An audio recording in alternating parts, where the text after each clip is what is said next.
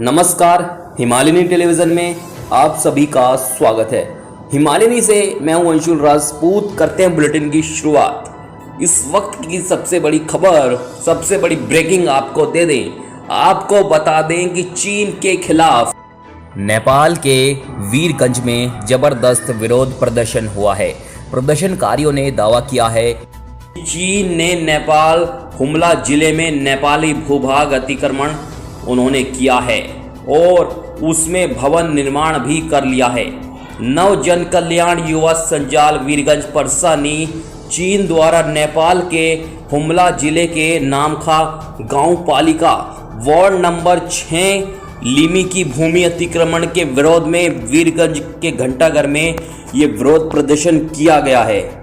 इसके बाद आपको यह भी बता दें कि जब से यह विवाद शुरू हुआ है तब से नेपाल में चीनिया राजदूत की गतिविधि तीव्र हो गई है। चीनिया राजदूत ने इसका खंडन भी किया है और नेपाल के नेताओं पर भी इसका खंडन करने का दबाव वो डाल रहे हैं। इसी तरह चीन के लिए नेपाली राजदूत महेंद्र बहादुर पांडे ने कहा कि नेपाल और चीन के बीच कोई सीमा विवाद नहीं है। उन्होंने तो यह तक कह डाला कि चीन और भारत का सीमा विवाद है, किंतु चीन और नेपाल के बीच कोई सीमा विवाद का कोई मसला नहीं है। राजदूत पांडे का यह वाक्य उस समय सामने आया जब नेपाल में हुमला में नेपाली जमीन पर चीन द्वारा 11 भवन बनाए जाने की बात सामने आई है।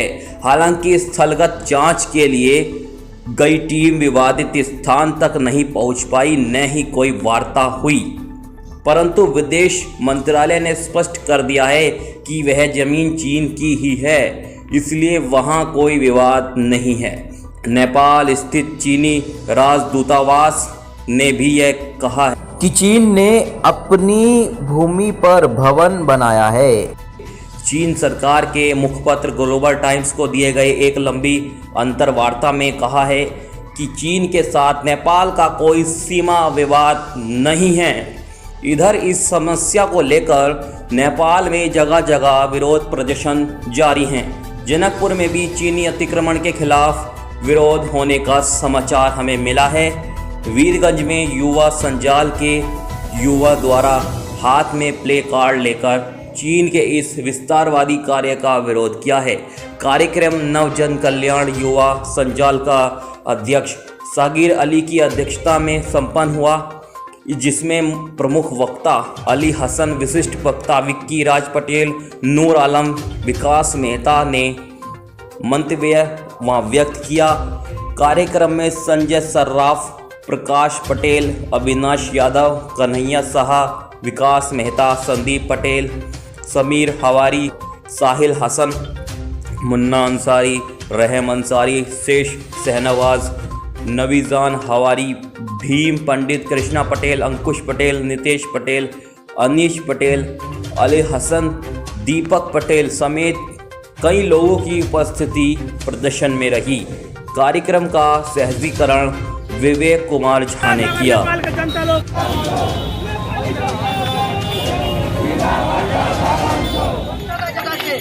जगह से, हर घर से, हर प्रदेश से युवा लोग के आगे आके पड़ी। युवा लोग अगर आगे ना आई तो सरकार जो निकम्मा सरकार बा, नालायक सरकार बा, जौन सरकार मरीज हो गई बाटे, जौन सरकार के किडनी फेल हो गई बाटे, उस सरकार अब देश चलाए लायक नहीं के, उस सरकार अब देश बेचे लायक बाटे। का हमनी के वोट देले बानी तो कायला वोट देव निशान, हमनी के वोट कायला देव निशान, सरकार के भत्ता खायला वोट देव निशान, सरकार के हमनी के भ्रष्टाचारी करेला वोट देव निशान, जनता पर दमन करेला वोट देव निशान ना। सीमा के रक्षा करे खातिर भी हमनी के वोट देव निशान। हमनी के सीमा के रक्षा करे में अगर सरकार विफल रही तो इस सरकार में रह के कोनो अधिकार नहीं के, इस सरकार के राजीनामा देवे के पड़ी। और चाइना जन भूमि निकले बाद चाइना के दम चेतावनी देवे के चाहता नहीं। मधेश के जनता, देश के जनता, नेपाल की युवा ढाल बन के नेपाल के युवा सड़क की हिफाजत करी। गोली खाए कोई तो गोली खाई, अब बारूद बन के उड़ी कोई तो बारूद बन के उड़ी, लेकिन नेपाल की एक इंच जमीन ना इंडिया मिल सकता ना चाइना के नीचे दी ना। ये बोल के हम अपन दू सब पंजाब के चाहता नहीं और देश भर के युवा सबसे अपील करे चाहता नहीं कि अपन अपन तरीका से देश भर में युवा लोग गो बैक चाइना के नारा के साथ में एकजुट होकर लोग एक पार्टियों को लोग और चाहे विरोध शुरू करो लोग चाइना के विरोध में। जय नेपाल, धन्यवाद। महामारी के बेला भी आदमी उपस्थित हुए। हम सबके मालूम बा कि चाइना के विस्तारवादी नीति से मात्र नेपाली ना चाइना के वही कोई में जितना भी छोटा छोटा मुल्क बा सब परेशान बा चाइना के विस्तारवादी नीति से। चाइना के विस्तारवादी नीति अगर बंद ना भइल तब चाइना के जो गंदा नजर बाटे जो जीत के निगाह से हमनी के माउंट एवरेस्ट के देखता, हमनी के हिमालय पर्वत के देखता, ये सब कोनो से लेके चुकल। सबके मालूम बा कि चाइना के निगाह हमनी के माउंट एवरेस्ट पर ऊपर भी कब्जा करे के चाहता। आज के डेट में 10 नंबर पिलर बा, 12 नंबर पिलर बा, 11 नंबर पिलर का हो गए, कहाँ गायब हो गए? हाँ, गधा के सर जैसे सिंह गायब हो से 11 नंबर पिलर गायब हो गए का? नेपाल सरकार मौन बाटे, नेपाल सरकार सुतल बाटे। कहाँ सुतल बा नेपाल सरकार? में कुछ विषय में कुछ नहीं के बोला, क्या नहीं के बोला नेपाल सरकार। झूठा राष्ट्रवाद और खोखला राष्ट्रवाद ये से झलक काटे। कौन तरीका से प्रधानमंत्री ओली अपन कुर्सी बचाए खातिर राजनीति कैलन कि भारत ले मेरो कुर्सी चाहिए, मेरो पद चाहिए, खारिज करना खोजी रहेको छ। बहुत जोर शोर से नक्शा बनल, नक्शा पास भइल, करोड़ों रुपया के बैच बनल।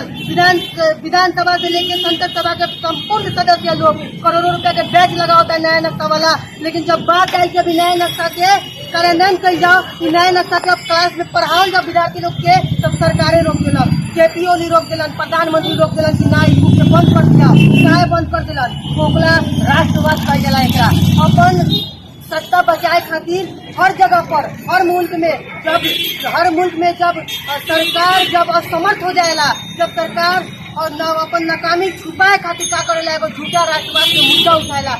ये झूठा राष्ट्रवाद के मुद्दा उठावल गए। पहले के जमाने में जब चोर गाय के चोरी करे तो का करते? 4 गो चोर जाते, तो गाय के गला से घंटी निकाल के एगो चोर अलग दिशा में भागे, बाकी चोर गाय लेके अलग दिशा में भागे। उहे भइल बा हमनी के साथे। भारत सरकार करते रह गए और चाइना आकर के नेपाल के भूमि में अपन घर बना लेलक और नेपाल सरकार के मालूम ना भइल। माने वाला बात बा, घर एक दिन में बनेला, एक दिन में तैयार होकेला। ये सब देश बेचुआ सब 58 साल में जौन चाहे महाकाली के बेचला सन, आज नेपाल के बेचे चाहता रह। नेपाल सरकार जो प्रधानमंत्री के बर्थडे में सबके मालूम बा, ये नक्शा बना करके नक्शा के काटल गए कि कोनो संयोग ना रहे, प्रयोग रहे। देश के जनता के देखावल जात रहे कि देखी लोग नेपाल के ऐसे ही टुकड़ा काट देम तो अगर युवा ना उठी तो, युवा खड़ा ना हो तो जगह से, हर घर से, हर प्रदेश से युवा लोग के आगे आए के पड़ी। युवा लोग अगर आगे ना आई तो सरकार जो निकम्मा सरकार बा, नालायक सरकार बा, जौन सरकार मरीज हो गई बाटे, जौन सरकार के किडनी फेल हो गई बाटे, उस सरकार अब देश चलाए लायक नहीं के, उस सरकार अब देश बेचे लायक बाटे। का हमनी के वोट देले बानी तो कायला वोट देव निशान, हमनी के वोट कायला देव निशान, सरकार के भत्ता खायला वोट देव निशान, सरकार के हमनी के भ्रष्टाचारी करेला वोट देव निशान, जनता पर दमन करेला वोट देव निशान ना। सीमा के रक्षा करे खातिर भी हमनी के वोट देव निशान।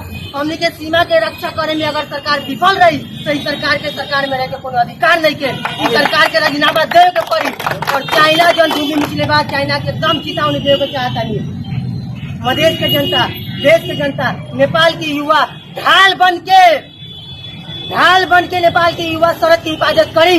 गोली खाई कोई तो गोली खाई, अब बारूद बन के उड़ी कोई तो बारूद बन के उड़ी, लेकिन नेपाल की 1 इंच जमीन ना इंडिया मिल सकता ना चाइना के नीचे दी ना। ये बोल के हम अपन दू सब पंजाब के चाहता नहीं और देश भर के युवा सबसे अपील करे के चाहता नहीं कि अपन तरीका से देश भर में युवा लोग गो बैक चाइना के नारा के साथ में एकजुट हो को लोग, एक पार्टियों को लोग और चाहे विरोध शुरू करो लोग चाइना के विरोध में।